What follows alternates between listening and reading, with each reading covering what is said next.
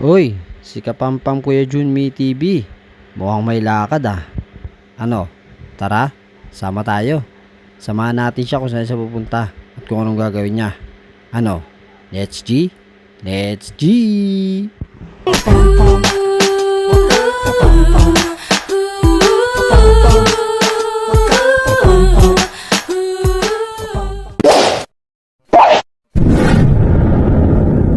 Hey guys! What's up sa inyo mga kapampam? Welcome back to my new late upload. Nakaraang binidyo, ngayon lang in-upload. Kaya bago sa inyong paningin.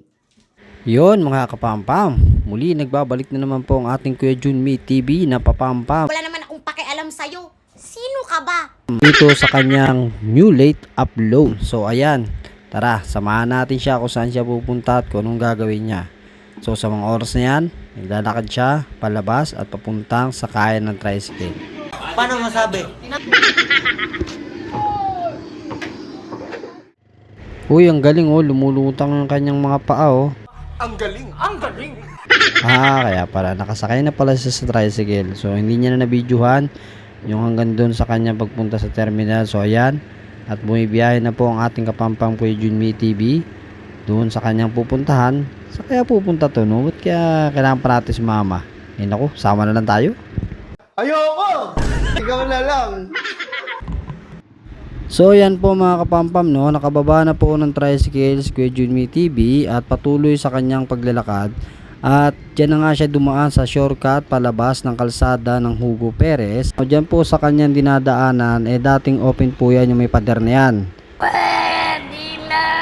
Kainan po yan. Pero ngayon, kainan pa rin naman po yun nasa likod niyan. May pader na yan. So ewan ko kung kwento bakit may ganyan na. So ayan, patuloy sa paglalakad ng ating Kuya Junmi TV. At yan po ang footbridge ng Hugo Perez. So kumanan po siya, then patuloy sa paglalakad. Yan po sa kanan meron po dyan hardware. Bibili ata ito ng pako, concrete nail. Ayun, masasama na lang tayo mga kapampam. Ayoko! Sa patuloy na paglalakad ng ating bida, wow bida, bida ang saya. Jollibee, bida ang saya! Hala ka sa buhay mo! Bida ang saya. Yan po ang Hugo Perez Jollibee, ang bagong tayo po dyan. So ayan, aba magja-Jollibee. Huwag mong subukan.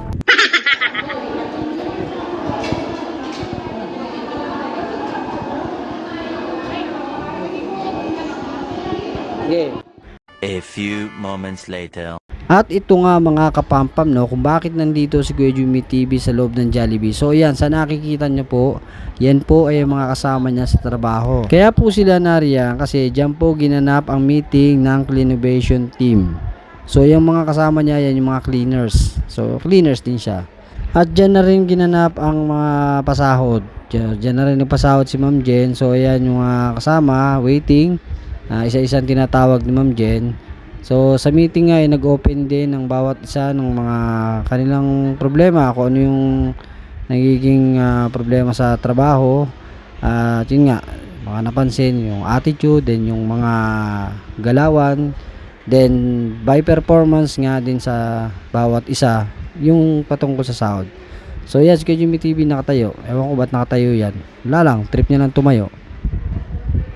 2,000 years later. Yun mga kapampam, no? At yan, nakauwi na po si Kuya Junmi TV. At hindi na po nakakunan ng mga sumunod na pangyayari. So ayan, may dalang pasalubong si Kuya Junmi TV sa kanyang mga anak.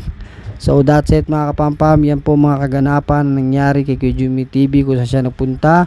At yun, umattend lang po siya ng meeting, then kumuha na rin po ng sahod. So that's it mga kapampam. Maraming salamat sa iyo at umabot ka hanggang dito. Please, naglalambing lang po. Don't forget lang po, like, share, comment below, and subscribe dito sa ating YouTube channel. Then follow the Facebook and sa TikTok. See ya!